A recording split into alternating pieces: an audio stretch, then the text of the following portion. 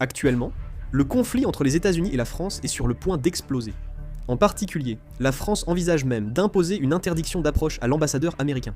Depuis l'administration Trump, les tensions entre les États-Unis et la France sont devenues de plus en plus évidentes. Aujourd'hui, nous allons examiner ce sujet de plus près. Quentin Drank, jeune homme d'extrême droite en France, a été tué lors d'une attaque collective de militants d'extrême gauche. Mais il semble que cette affaire soit en train de se transformer en un conflit diplomatique entre les États-Unis et la France. Voyons d'abord ce qui s'est réellement passé dans cette affaire. Le 12 février, à l'Institut d'études politiques de Lyon, une conférence devait avoir lieu avec un député européen du parti d'extrême gauche, la France Insoumise. La conférence a entraîné un affrontement entre groupes de gauche et de droite à l'université. Des jeunes militants de droite opposés à l'événement se disputant avec des activistes de gauche. Un jeune homme d'extrême droite, Quentin Drank, a été agressé en groupe et est mort 2 jours après. Le département d'État américain a évoqué cet événement publiquement. Le 19 février, le bureau de la lutte contre le terrorisme du département d'État américain a indiqué sur ses réseaux que les attaques contre Quentin Drank par des groupes armés de gauche sont préoccupantes. Il a ajouté que la montée de l'extrême gauche violente menace la sécurité publique et que leur rôle dans la mort de Drank en témoigne. La France a vivement réagi. Le ministère des Affaires étrangères a refusé la politisation de cette tragédie qui a endeuillé une famille française et a protesté fermement contre les États-Unis. Le ministère français des Affaires étrangères a convoqué Charles Kushner, ambassadeur des États-Unis, pour exprimer sa protestation et son mécontentement. Mais Charles Kushner, l'ambassadeur américain en France, a refusé la convocation du ministère français des Affaires étrangères, ce qui est très rare. Le gouvernement français a interdit à l'ambassadeur des États-Unis de rencontrer les ministres français. Depuis quelque temps, Charles Kushner, l'ambassadeur, évite souvent les convocations en quittant l'ambassade sous divers prétextes et disparaît temporairement. Mais cette fois, le gouvernement français a carrément interdit toute rencontre. En réalité, la France n'a pas réagi de manière sensible uniquement envers les États-Unis, elle a également adopté une attitude similaire envers l'Italie.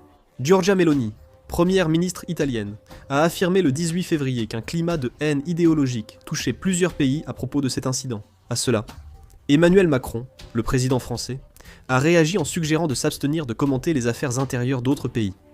Il a ainsi appliqué le même principe à un pays allié et membre de l'UE. Cela montre que cette affaire est vue comme une question de courtoisie diplomatique et de souveraineté. La raison pour laquelle la France réagit aussi vivement est liée au calendrier politique, notamment aux élections locales de mars. Le fait qu'un décès soit survenu à la suite d'un affrontement idéologique à l'approche des élections rend inévitablement l'ensemble de la classe politique extrêmement sensible. En particulier, cette affaire a eu un impact considérable car elle a dépassé le simple niveau des manifestations de rue pour entraîner de réelles pertes humaines. L'affaire de la mort du jeune homme de 23 ans, Quentin Drank, survenu à Lyon, s'est immédiatement transformée en une polémique sur la responsabilité entre les camps de gauche et de droite, avec au centre le parti radical de gauche, la France Insoumise. Le camp de droite en France considère cet incident comme le résultat de la violence idéologique. Même au sein du gouvernement, des déclarations fortes se sont succédées. Laurent Nunez, ministre de l'Intérieur, a affirmé sur France 2 le 15 février que des groupes d'extrême gauche étaient responsables de l'incident. Il a également déclaré que les témoignages et les éléments actuellement recueillis allaient dans ce sens. Il s'agissait là d'une déclaration particulièrement forte pour un stade aussi précoce de l'enquête. Le ministre de l'Intérieur, chargé de la sécurité, a évoqué publiquement les forces derrière cet incident, montrant qu'il était conscient des répercussions politiques de ses propos. À l'approche des élections locales, il fallait contrer l'image d'insécurité et avertir les groupes radicaux de gauche. Gérald Darmanin, ministre de la Justice, a aussi adopté une position ferme. Lors d'une interview télévisée, il a affirmé que des groupes d'extrême gauche radicaux étaient clairement responsables de l'assassinat, notant que les incitations violentes en ligne menaient de plus en plus à des actes violents réels. Il est très inhabituel qu'une personnalité occupant le poste de ministre de la Justice utilise un ton aussi catégorique. Alors que la procédure judiciaire suit son cours et que des critiques sur une interprétation politique prématurée pourraient surgir, les principaux membres du gouvernement envoient des messages fermes. La France Insoumise a aussitôt fixé une limite claire. La direction a affirmé qu'il n'existait aucun lien entre cette affaire et le parti, dénonçant une tentative de stigmatisation. Ils ont aussi déclaré que ce décès servait des intérêts politiques, et accusé la droite d'exagérer l'affaire pour mobiliser avant les élections locales. En interne, ils se concentrent sur la gestion des messages pour préserver leur base électorale. Toutefois, le problème est que cette fois, Drank, 7 membres du groupe ont été arrêtés et inculpés pour violences aggravées, dont 2 assistants parlementaires de la France Insoumise. Il semble donc que la France Insoumise soit impliquée. Le problème est la direction prise par l'opinion publique. En cas de violence, les électeurs privilégièrent la sécurité à l'idéologie. Une agression mortelle dans la rue déclenche une réaction émotionnelle. À l'approche des élections, ce type d'incident peut modifier les votes. Si les centristes favorisent ceux prônant un État fort et plus de sécurité, le paysage électoral pourrait être bouleversé. Ainsi, le gouvernement français adopte une position ferme, même sur des questions devenues diplomatiques. Dans un contexte politique instable, toute déclaration perçue comme critique ou ingérence a un impact immédiat sur la politique intérieure. Cet incident devient un détonateur, plaçant la classe politique française sous forte tension à l'approche des élections locales. Il faut aussi souligner un autre point. Il serait un peu réducteur de dire que la raison pour laquelle la France a réagi aussi fortement n'est due qu'aux élections. Un autre axe à travers lequel le gouvernement français considère cette affaire est précisément la question de la souveraineté et de l'ingérence dans les affaires intérieures. Le département d'État américain a qualifié l'incident sur ses réseaux sociaux de meurtre commis par des forces armées de gauche, de radicalisation violente et de menace de la gauche, ce qui revient à définir la nature de l'affaire. Ce point peut donner l'impression qu'un gouvernement étranger attribue publiquement une signification politique à une enquête en cours. Pour la France, alors que ses propres procédures sont en cours, cela paraît être un message d'un pays tiers ayant déjà conclu sur l'incident. Un autre aspect important est le ton des déclarations.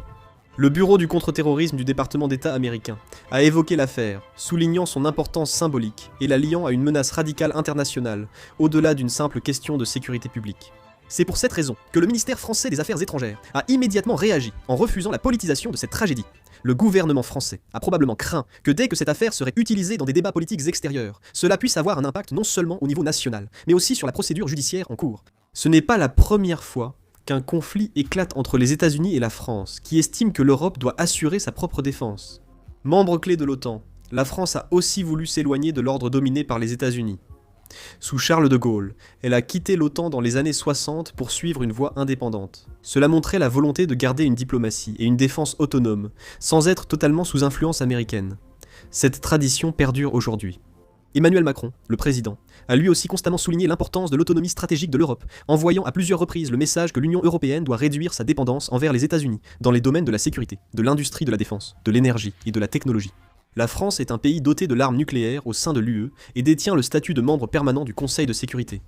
Forte de cette position, elle cherche également à devenir le pivot militaire de l'Europe. L'arrivée de l'administration Trump a renforcé l'élan de la France dans ce contexte. Donald Trump a accentué la pression sur les contributions à l'OTAN et menacé d'imposer des droits de douane sur les produits européens, traitant l'alliance comme un sujet de négociation. Pour la France, il ne pouvait qu'apparaître que la structure dans laquelle les États-Unis fournissent un parapluie de sécurité, en échange de contreparties politiques et économiques, se renforçait. C'est pourquoi la France pousse davantage la coopération européenne en matière de défense sans les États-Unis, le développement de systèmes d'armement indépendants et la mise en place d'un système de réponse commune au niveau de l'UE. C'est précisément la raison pour laquelle les tensions se sont accrues depuis l'arrivée au pouvoir de l'administration Trump. La France souhaite préserver l'alliance, mais estime que l'Europe doit en prendre la tête. Récemment, elle a aussi appelé publiquement l'UE à adopter une position plus ferme envers les États-Unis. C'est une stratégie de pression via le front commun de l'Union européenne, dépassant la simple joute verbale entre deux parties. Le gouvernement français considère que les États-Unis exercent une pression sur les entreprises européennes par des politiques de protection de leur industrie nationale et par des mesures tarifaires. Il souligne également que l'Union européenne dispose déjà, sur le plan institutionnel, de la possibilité d'imposer des droits de douane de rétorsion en réponse. Nicolas Forissier, le ministre français du Commerce extérieur, a déclaré publiquement qu'il ne servait à rien de disposer de moyens de riposte sans les utiliser. Il a souligné qu'il ne fallait plus réagir de manière naïve. Il a également affirmé que l'Europe devait sortir d'une structure où elle est unilatéralement influencée par les changements de politique des États-Unis, et a insisté sur le fait que l'autonomie stratégique de l'Europe devait désormais se traduire par des actions concrètes. Cela peut être interprété non pas comme une réaction émotionnelle, mais comme une déclaration calculée visant à renforcer le pouvoir de négociation en utilisant la politique commerciale et industrielle comme levier. La France ne veut pas exclure les États-Unis, mais montre qu'elle veut rétablir un équilibre comme partenaire égal.